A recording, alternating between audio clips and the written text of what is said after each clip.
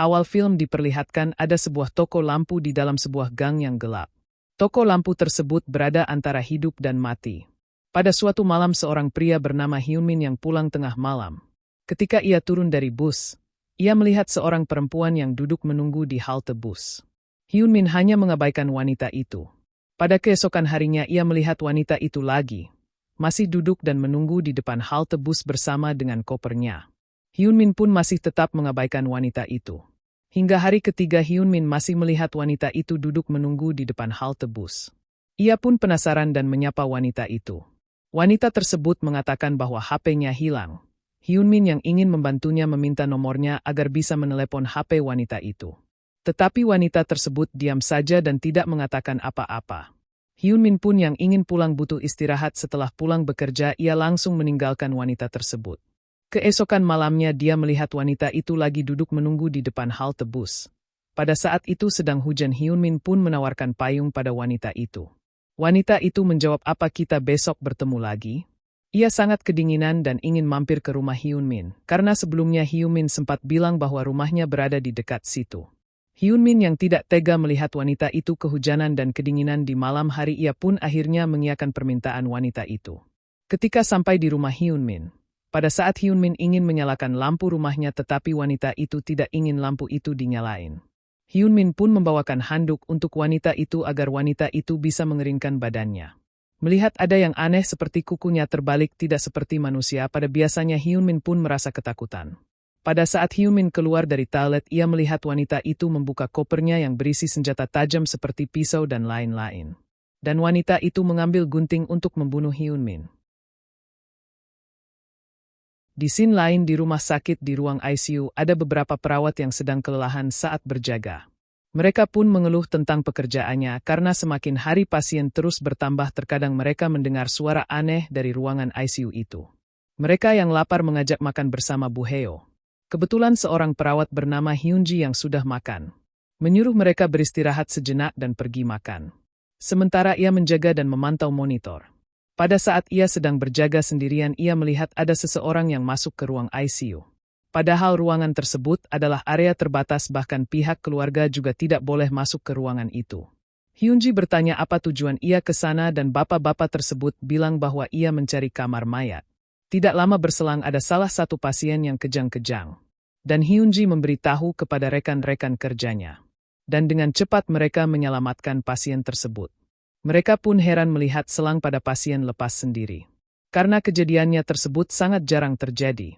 Hyunji pun mencari bapak-bapak tadi yang ingin mencari kamar mayat.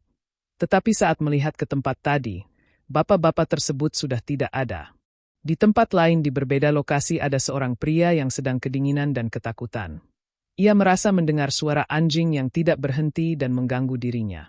Di scene lain di sebuah toko lampu yang hanya buka pada malam hari hingga melewati larut malam. Seorang pria yang berjaga bernama Jung Wan Yong. Terkadang yang datang ke toko itu adalah orang yang mencari lampu untuk rumah mereka karena setiap malam lampu di rumah mereka selalu rusak. Dan ada juga yang datang bukan manusia biasa pada umumnya. Dan ada bapak-bapak yang dilihat Hyunji di rumah sakit yang sekarang berada di toko lampu. Kwon yang bertanya kepada bapak itu ingin mencari apa tetapi hanya diam saja dan langsung pergi meninggalkan toko itu. Dan datang lagi seorang wanita yang membeli sebuah lampu. Ketika wanita itu pergi ada datang lagi seorang pelanggan. Pria yang datang adalah pria yang kedinginan tadi. Ia berkata kepada ia sangat kedinginan dan mencari sesuatu yang bisa membuat dirinya hangat. Kwon hanya menjawab di sini hanya menjual lampu tidak ada yang seperti itu. Dan kemudian pria berkata kepada Kwon apakah ia mendengar suara anjing. Kwon pun menjawab bahwa ia tidak mendengar apapun. Kemudian pria itu pun pergi. Dan kemudian ada lagi seorang pelanggan datang seorang ahjuma. Ia datang dengan basah kuyup karena kebetulan di luar sedang hujan. Wanita itu melihat lampu dan ingin menyentuhnya tetapi Kwon melarang wanita tersebut untuk tidak menyentuh apapun. Kwon pun menjelaskan jika ia butuh sesuatu tinggal bertanya apa yang ia butuhkan. Tetapi ahjuma tersebut diam saja dan pergi meninggalkan toko. Di scene lain ada sekolahan yang sedang aktif pada kelas malam. Seorang siswa bernama Hyunju yang melihat siswa lain bolak-balik melihat sekolahan. Di bawah hujan yang deras Hyunju pun pulang bersama dengan teman sekelasnya. Dan harus berpisah di depan gang yang gelap itu. Untuk pulang ke rumah Hyunju harus melewati gang itu. Teman-teman Hyunju pernah mendengar ada sebuah cerita horor yang sangat menyeramkan tentang gang yang akan dilewatin Hyunju. Hyunju yang tidak punya pilihan selain harus melewati gang itu. Ia berpura-pura tenang dan jalan menyalakan lampu senternya di gang itu. Hyunju merasa ada yang sedang memperhatikan dirinya.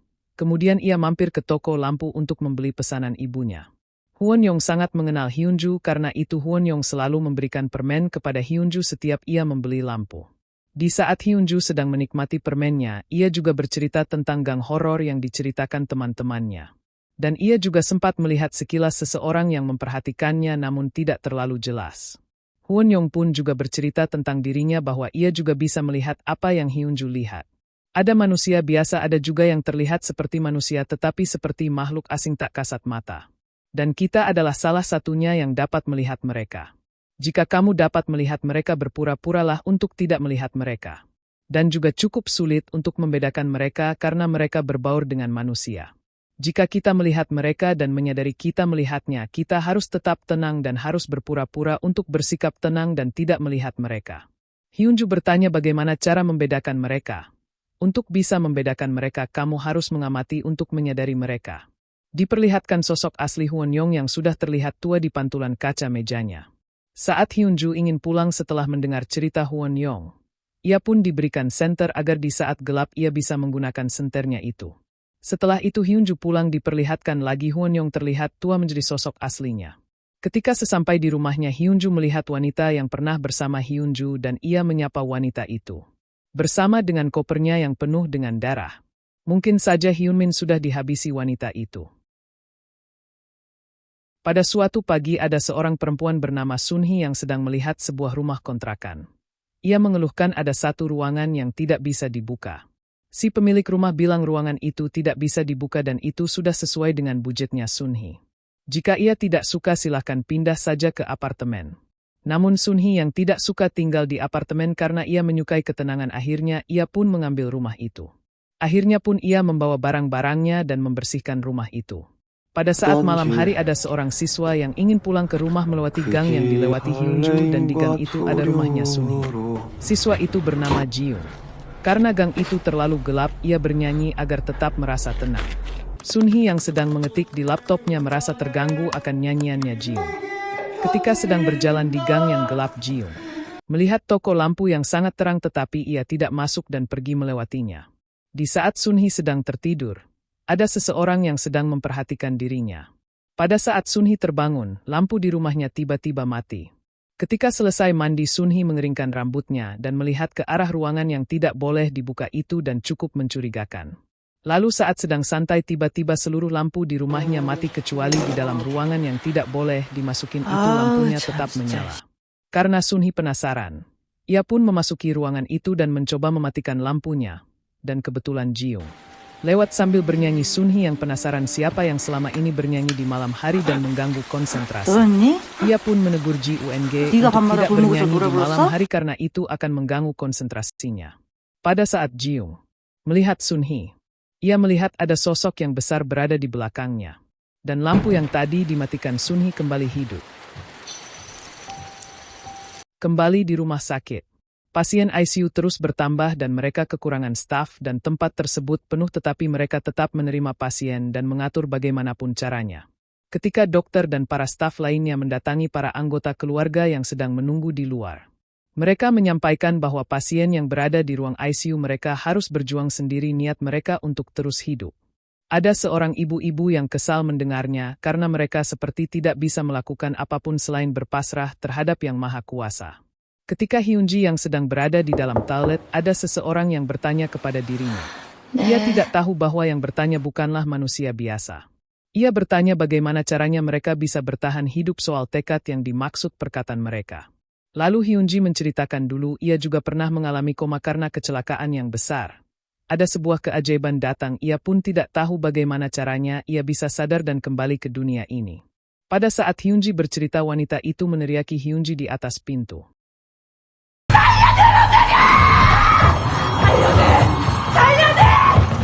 Yang mengajak ngomong Hyunji ternyata pasien yang sedang koma di ruang ICU. Hyunji pun sempat ketakutan. Ia pun melihat keluar hanya ada seorang ibu cleaning service. Kembali lagi di sekolah pada saat jam kelas malam. Setelah kelasnya sudah selesai, Hyunju mengajak pulang teman sebangkunya yang sedang tertidur. Tetapi temannya tetap ingin tidur sebentar lagi. Karena Hyunju ingin cepat pulang, ia pun meninggalkan temannya sendiri. Seperti biasa, Hyunju pulang melewati gang horor yang gelap itu. Lalu ia mencoba menyalakan senter yang diberikan Hwon-young. Pada saat ia berjalan di gang itu, ia melihat ada seseorang berdiri tanpa payung pada saat hujan deras. Hyunju yang memiliki niat baik pun menawari Ahjuma itu untuk memayunginya. Tetapi Ahjuma itu diam dan pergi meninggalkan Hyunju.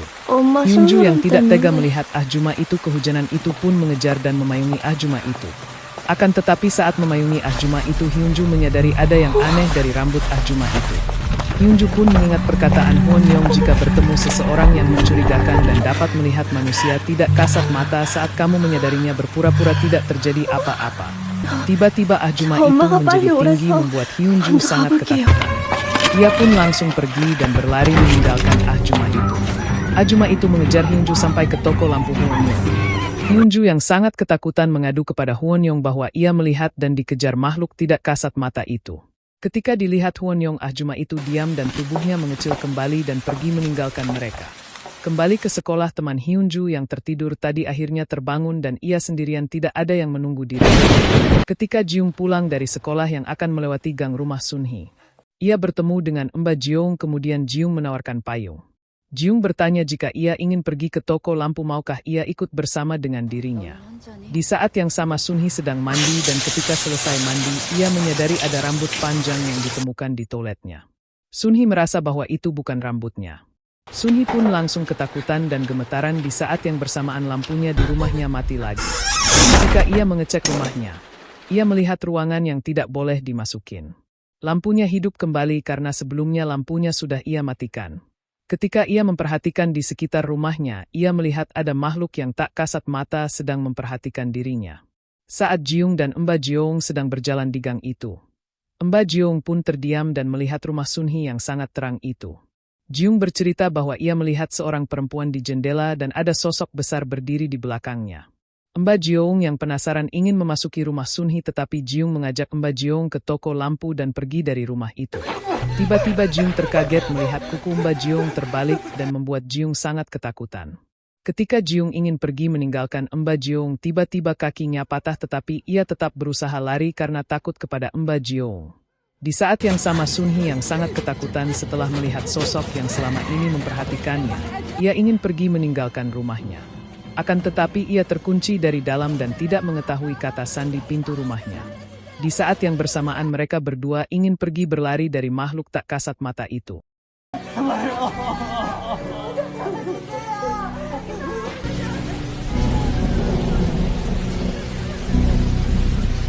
Sementara itu Hwon-young yang sedang berjaga di toko lampunya kedatangan Mbak Jiung. Hwon-young bertanya apa yang sedang ia cari. Di saat yang sama ada seorang detektif yang datang ke toko lampu itu dan mencari seseorang. 어떻게 오셨습니까?